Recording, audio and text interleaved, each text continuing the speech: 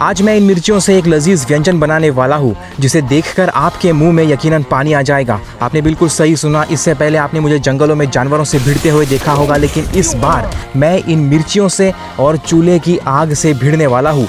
चलिए इसे भी आजमा कर देखते हैं। तो यहाँ पर अभी हमने पूरा चूल्हे का सेटअप लगा दिया है। मिर्चियाँ जो है सबसे पहले उनको लेकर के बीच में से ऐसे चीरना पड़ेगा, फिर इसके अंदर मैं भरने वाला हूँ इन चीज़ों से बनाया हुआ मसाला। देख रहे हैं आप यहाँ पर। और जब इन सब चीज़ों को आपस में मिलाकर इसके अंदर डाला जाएगा तो देखिए इसके अंदर उसकी फिलिंग होगी और फिर वो बहुत ही स्वादिष्ट लगेगा।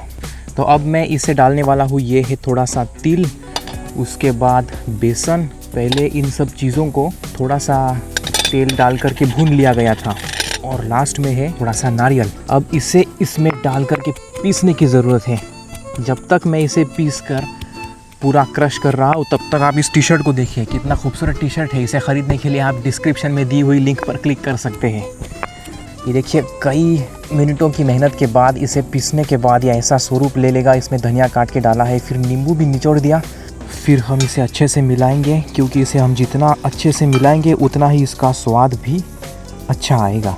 अब जो मैंने इसके अंदर पहले से एक कट लगाया था उसमें इस मसाले को भरने की ज़रूरत है। जितना अच्छे से इस मसाले को भरेंगे उतना ही इसका जो स्वाद है वो बेहतरीन आएगा। अब देखिए चूल्हे पर आग भी सुलग चुकी है अच्छी तरह से और अब मैं इस पर थोड़ा सा इस पैन पर तेल डाला हुआ था तो उस तेल के ऊपर अब इन मिर्चियों को रखूँगा और अब हम इसको ढक्कन से ढक देंगे।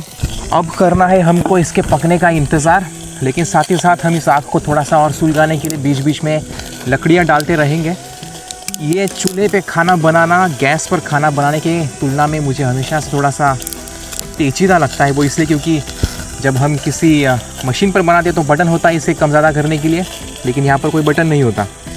चलिए इंतज़ार करते हैं थोड़े से वक्त के गुजर जाने का। तो जब तक वो मिर्चियाँ वहाँ पर पकती है तब तक हम इन पपीते के पौधों को पकाएंगे। मेरा मतलब है कि लगाएंगे यहाँ पर गड्ढे करके, ताकि हमें स्वादिष्ट पपीते खाने को मिल सके। चलिए इन्हें लगाते हैं।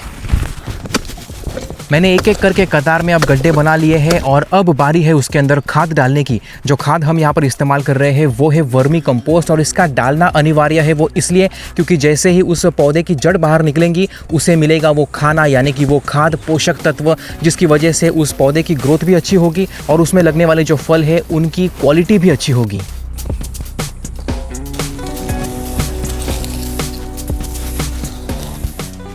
अरे 15 मिनट हो गए ना मिर्ची। तो अब लगभग 15 मिनट हो चुके हैं। अब देखते हैं मिर्चियों का हाल। देखिए यहाँ पर ये दिखने में ही कितनी लजीज लग रही है, तो सोचिए कि इनका स्वाद कितना बेहतरीन होगा। अब मैं इस थाली के अंदर इन्हें निकालने वाला हूँ और उसके बाद चख कर देखूँगा कि इसका जो स्वाद है वो कैसा है, क्योंकि मुझे दिखने में तो लग रहा है कि ये बेहतरीन ही होने वाली है। चलिए चलते हैं ऊपर। हमारी जो ये मिर्चियाँ बनकर तैयार हुई है, देखिए कितनी स्वादिष्ट दिखती है ये। इनको मैं चखने वाला हूँ। चलिए आजमा कर देखते हैं। यकीन मानिए ये मिर्ची तो ज़बरदस्त है। कौन सा नाम इसे सबसे ज़्यादा सूट करेगा कमेंट कीजिए, और आपको ये रेसिपी कैसी लगी वो भी बता दीजिए। अब मैं ज़्यादा बात नहीं कर सकूँगा क्योंकि मेरा दिमाग इसका स्वाद चखने में मसरूफ़ हो चुका है।